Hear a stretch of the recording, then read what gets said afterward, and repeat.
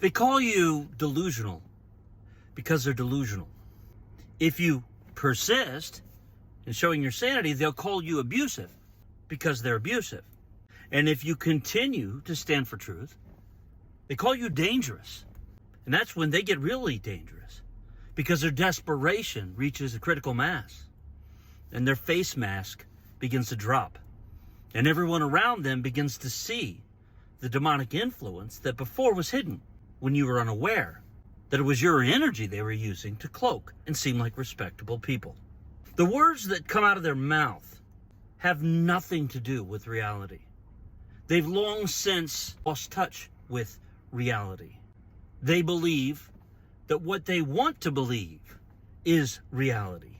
And they have learned over the years to invest the power of conviction in these fabrications, believing that there truly is no reality, that it is whatever we want it to be, without regard for the facts, which they've created schemas to edit from their awareness in order to maintain some sense of emotional equanimity and composure.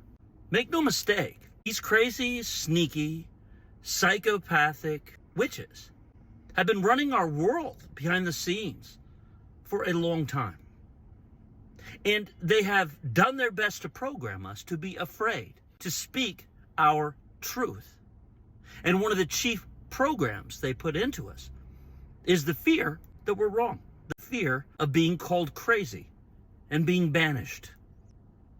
I speak to a lot of you on the phones. I love to hear your stories, and I'm continually impressed, heartened by your courage and by the stamina you've shown putting up with this, as I have for so many years. I want to comfort you with this channel. I want you to understand that whatever wounds have been left from being treated this way, it was not in vain, and there is no wound within you that will not be healed. But the path to healing requires transparency, disclosure, and courage.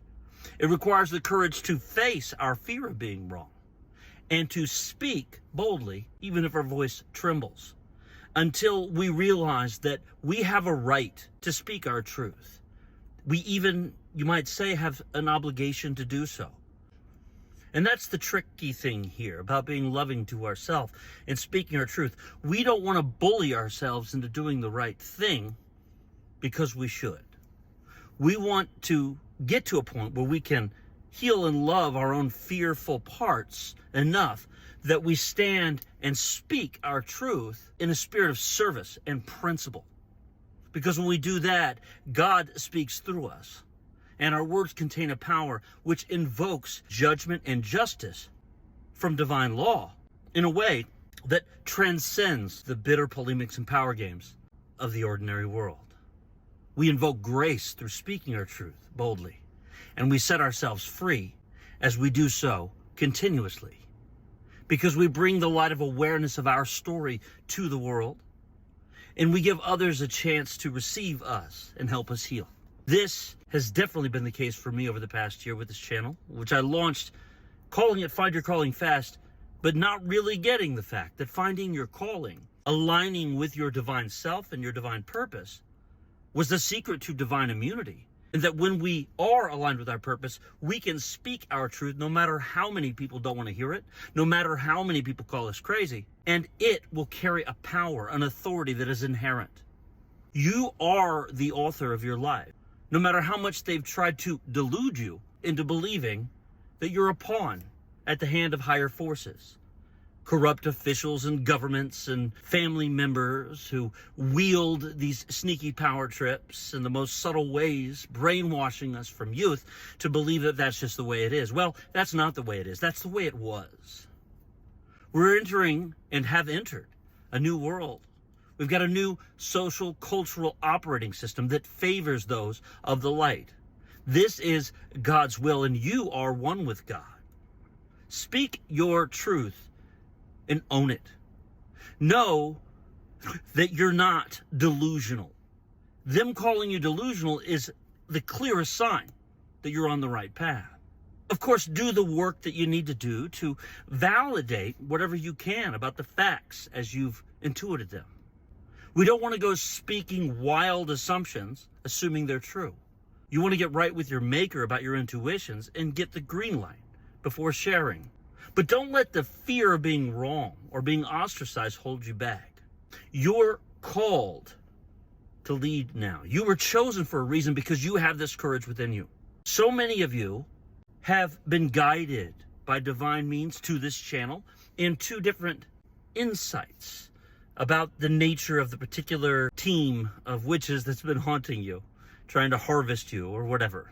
Your challenge is to place faith in that knowing over and over again, and to know that it's okay to be wrong. The agreement I've had on this channel is that I'm going to share my truth, and if I'm wrong, I'm going to correct it. I stand for truth, and I'm okay being wrong.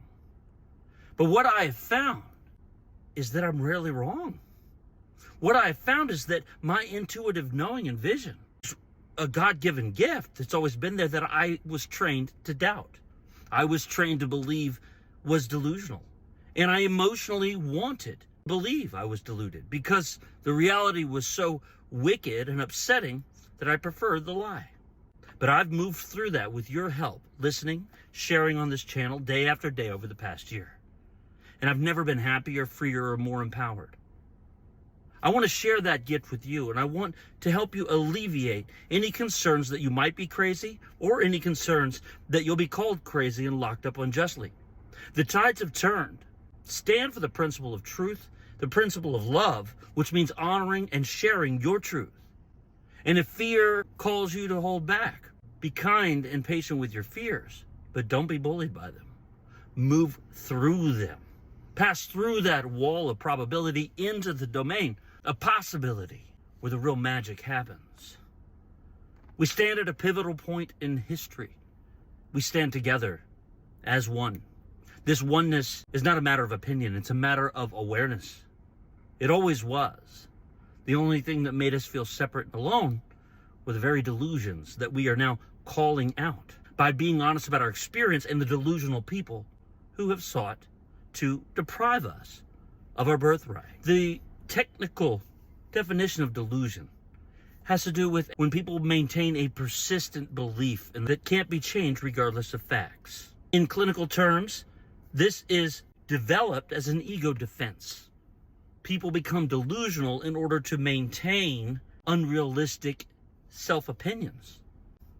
When you come to a fact that does not support your ego, that you prefer wasn't true, but you know it's true, and you speak it boldly, rest assured, you're not delusional, because it's not furthering your ego. What it's doing is helping you become fully who you are and always will be, beyond the ego artifice that was programmed into you in order to survive in the old matrix, now crumbling. Speak your truth, own it. If you make a mistake, correct it. Speak boldly with me now. Tell your story. Let's capitalize on this precipitous moment in history by throwing unreasonable caution to the wind and owning the fact that you aren't delusional. They're deluded. You aren't abusive. They're abusers. And you may in fact be dangerous, but only insofar as you endanger the egos of those who seek to bully you by causing you to doubt who you really are. You're amazing, collective. Let's stand together and finish the job that we started when we were born.